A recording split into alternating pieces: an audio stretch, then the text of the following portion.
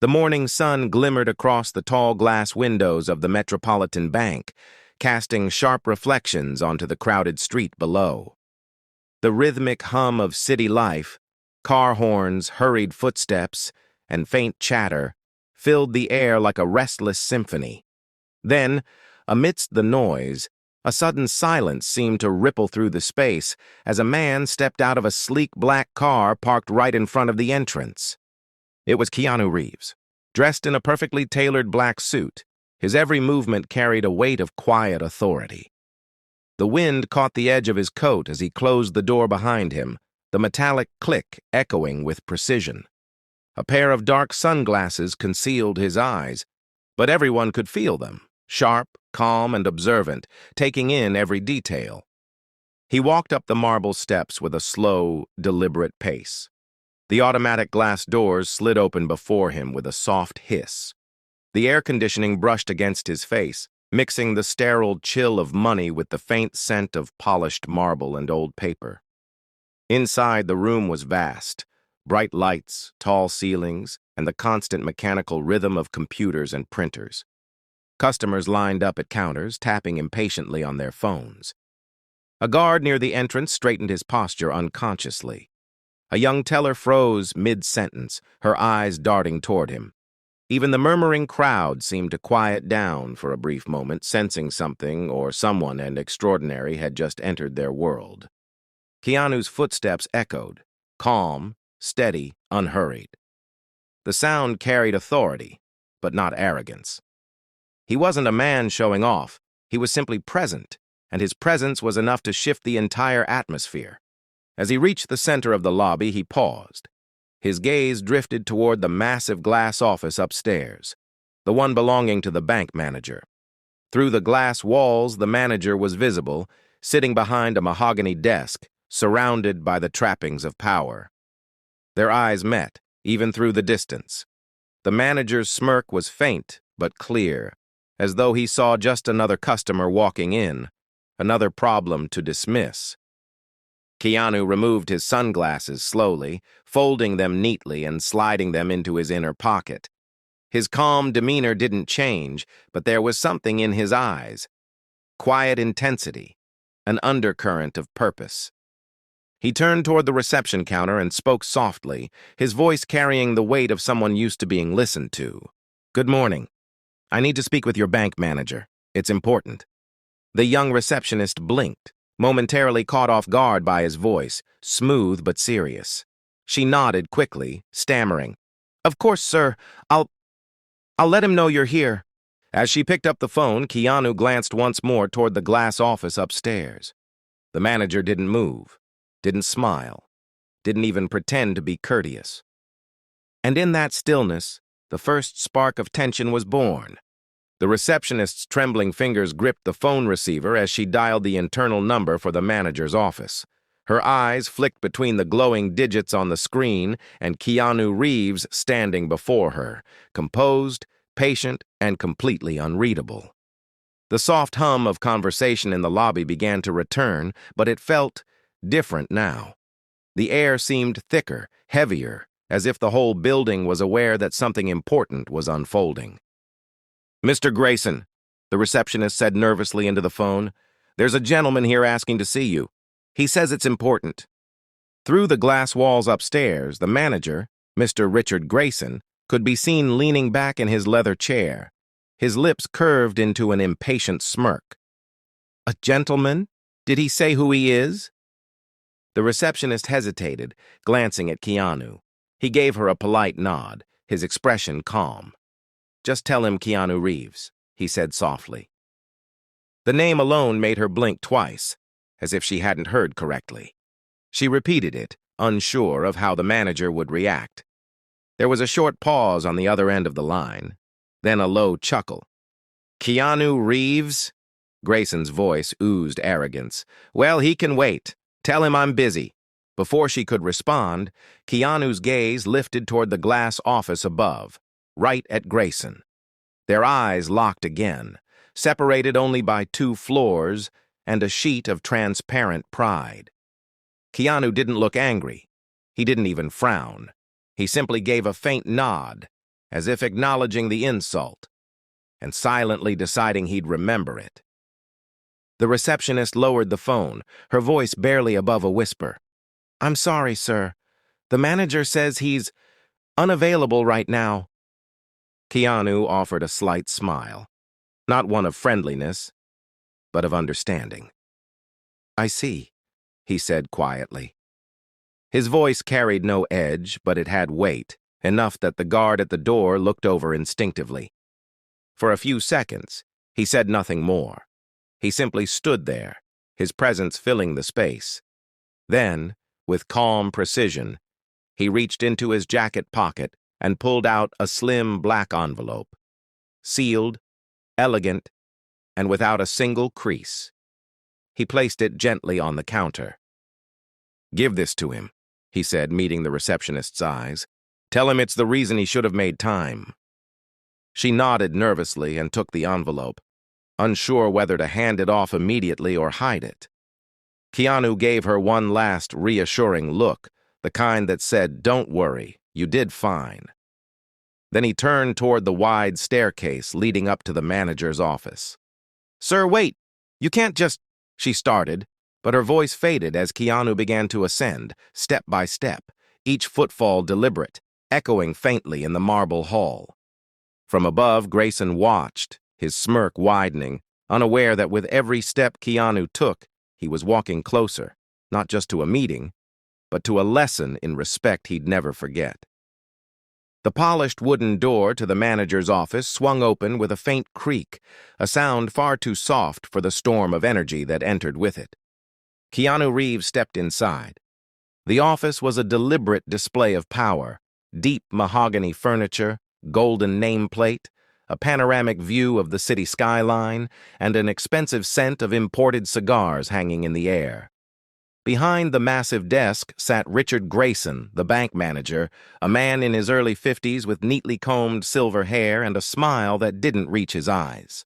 He didn't bother standing up.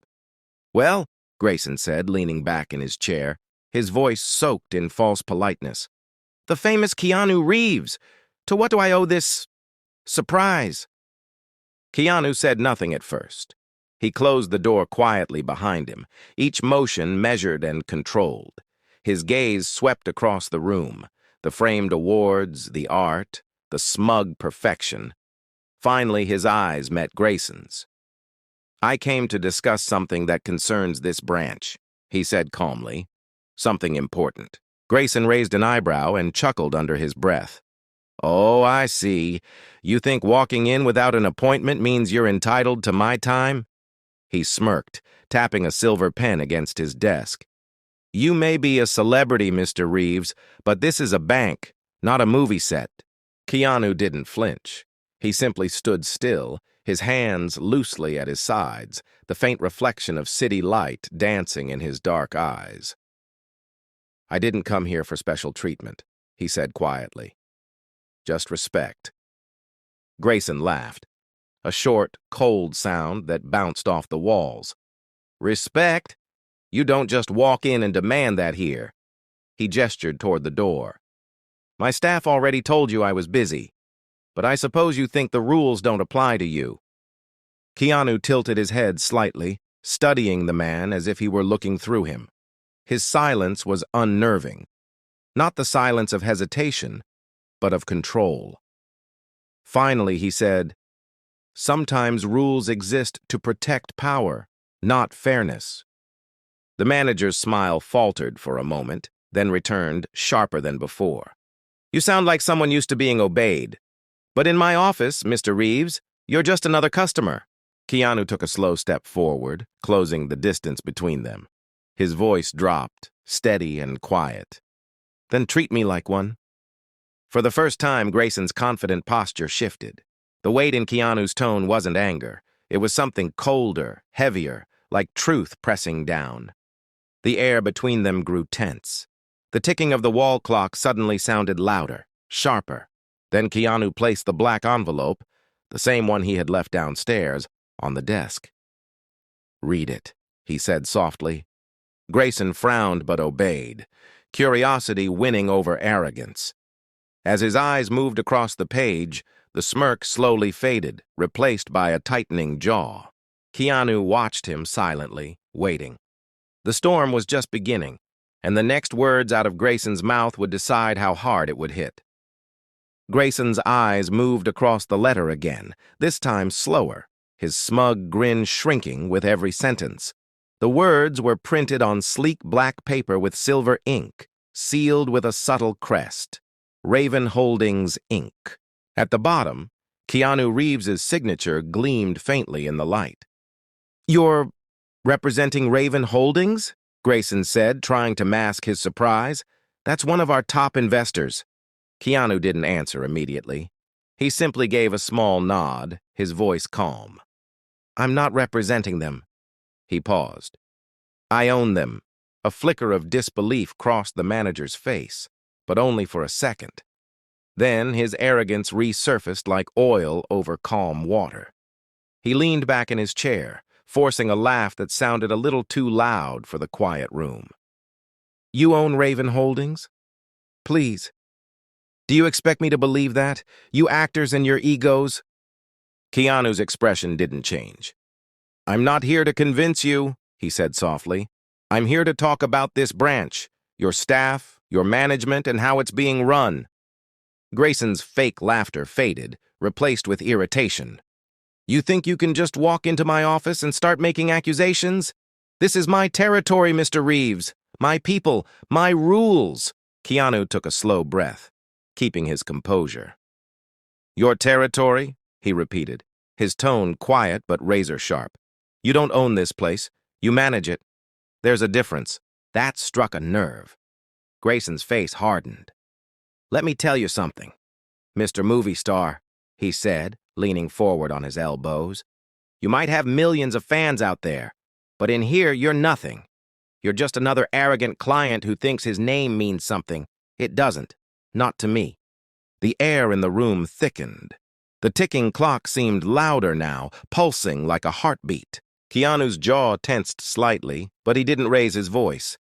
"You're crossing a line," he warned quietly. "Oh, am I?" Grayson snapped, standing up from his chair now. "You walk in here in your fancy suit, talking about respect and fairness like you're some moral compass, but I've seen your movies and all that hero stuff. It's just an act. Out here in the real world, you're no different than the rest of us. You bleed like everyone else." For a moment's silence, Keanu's eyes darkened, not with rage but with disappointment, the kind that cuts deeper than anger ever could. He stepped closer to the desk, his voice now low enough that it forced Grayson to listen. "You talk about the real world," Keanu said, his tone like ice. "Then maybe it's time you start acting like you live in it." Grayson opened his mouth to respond, but the words caught. The calmness in Keanu's voice wasn't a threat. It was a mirror, showing the manager exactly what kind of man he'd become. Keanu turned slightly, his reflection visible in the polished window behind him. Silent still, but filled with a quiet storm that was about to break. The disrespect had been given. The response was coming. For a long, fragile moment, the room stood frozen in silence. The tension was thick enough to feel, like static before a lightning strike. The city's faint hum beyond the glass walls seemed distant, irrelevant. Inside this office, only two people existed now, the arrogant manager who had pushed too far, and the man standing before him, calm, centered, but carrying the quiet weight of something far greater than ego. Keanu didn't move right away. His stillness was more powerful than any outburst could be. He let the silence stretch, forcing Grayson to feel it, to sit inside his own words, the insult still hanging in the air like smoke. Finally, Keanu stepped forward, his shoes soundless on the polished floor. He stopped just in front of the desk, his voice low and deliberate. "Respect," he said quietly. "It's not given because of status or money. It's earned through how you treat people, especially the ones you think you're above." Grayson scoffed, trying to recover his authority. "Oh, please, don't lecture me about respect. You think a few poetic lines make you right?" Keanu leaned closer, his eyes steady. "No," he said, "but your behavior makes you wrong." That hit harder than he expected. The confidence on Grayson's face wavered. His lips parted as if to argue, but nothing came out. Keanu continued, his tone still calm. But now there was a sharpness underneath it, the edge of truth cutting through arrogance. You sit here surrounded by power. The glass walls, the title, the furniture, but none of it means anything when you use it to look down on others. You've forgotten that the people walking into this bank trust you with their lives, their futures. And this is how you treat them? Grayson's eyes flickered. He wasn't used to being spoken to like this. Not by anyone, let alone someone who didn't raise their voice. You don't understand how this business works, he muttered defensively. Keanu gave a faint, humorless smile. I understand it too well, he said softly. Money might build a career, but character builds a legacy. He let that linger, his gaze locked on Grayson's. Then, in a tone that dropped almost to a whisper, Keanu added, Respect can't be bought, but it can be lost, in one sentence. That was the blow. It wasn't shouted, but it landed with the force of a truth that couldn't be denied. Grayson's posture faltered, his fake composure slipping for the first time. His eyes darted toward the letter on the desk, as if hoping the words on the page might save him from the one standing before him. Keanu straightened his jacket and turned toward the door. I came here hoping for a conversation, he said over his shoulder. Instead, I found a reminder. Grayson frowned. A reminder of what? Keanu stopped at the doorway, half-turned, his voice calm and final. That arrogance makes powerful men forget who they really work for. Then he walked out, leaving Grayson in a silence louder than any shout could ever be. Grayson stood frozen behind his desk, his fingers drumming nervously on the black envelope. Keanu's words still echoed in his head, calm, cutting, unforgettable. He tried to laugh it off, but his throat was dry.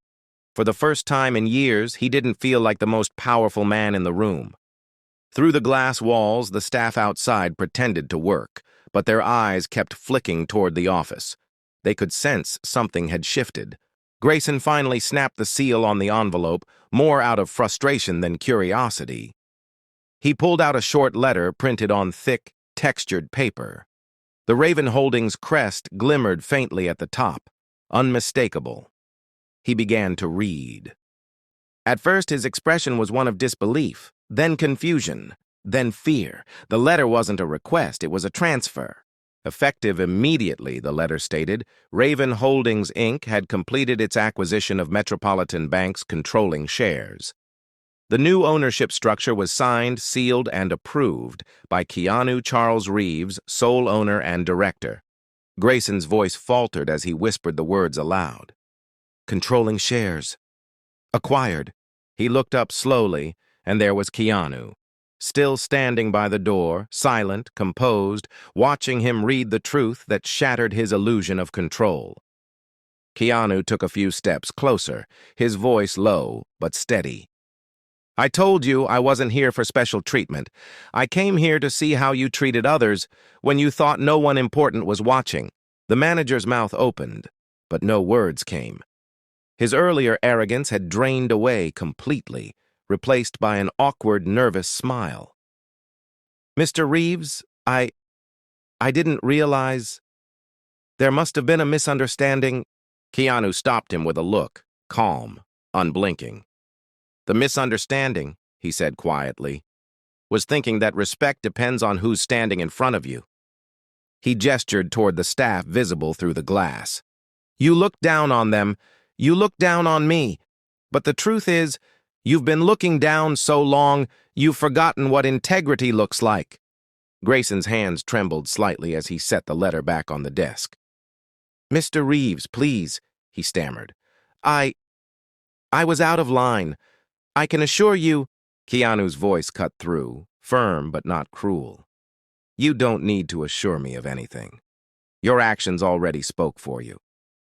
He turned to the window, gazing out at the city skyline, sunlight glinting off steel and glass towers, symbols of wealth and ambition. Power is temporary, he said softly, but the way you treat people lasts longer than your title ever will. Then he turned back toward Grayson and dropped a single black business card on the desk. "Starting tomorrow," Keanu said, "your office will be reviewed by my team, not to punish you, to remind this place what leadership actually looks like." He gave a slight nod, respectful, not vengeful. Then he walked toward the door, the quiet strength of his steps echoing like a verdict. The door to the manager's office opened quietly, but it felt like a thunderclap to everyone in the lobby. The soft echo of Keanu's footsteps against the marble floor drew every pair of eyes in the building. The atmosphere had changed. The tension that once filled the bank was now replaced by something else: reverence, curiosity, disbelief. Conversations stopped. Keyboards went silent. Even the hum of the air conditioning seemed to pause, as though the entire space was holding its breath. Keanu Reeves walked out of the office not as a customer, not as a celebrity, but as a man who had just redrawn the boundaries of respect. His black suit moved effortlessly as he descended the grand staircase, step by step, calm and composed. Behind the glass walls above, Richard Grayson, the once proud manager, stood frozen, pale, motionless, and silent.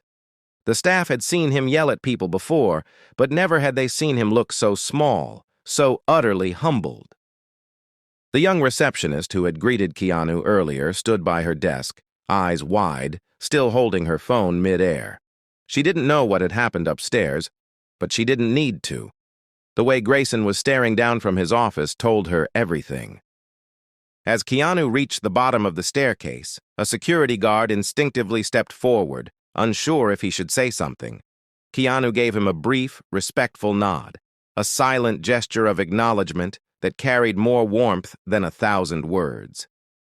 He walked toward the tall glass doors, the sunlight spilling in through them like a spotlight.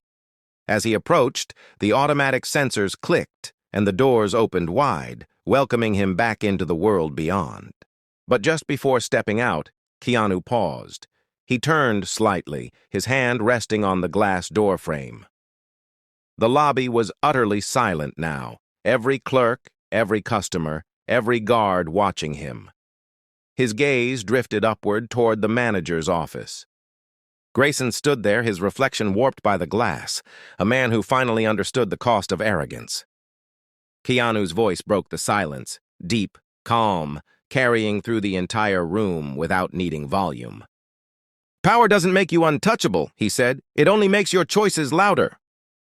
He adjusted his sunglasses, slipping them back on with that signature smoothness that seemed effortless and cinematic.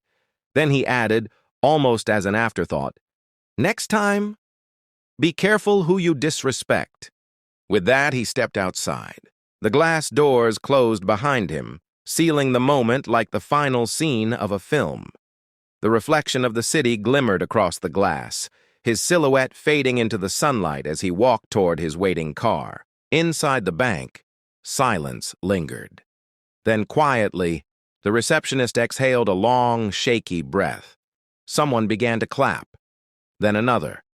Within seconds, the entire floor filled with the sound of quiet applause, not just for the man who owned the bank, but for the man who reminded them all what real power looked like.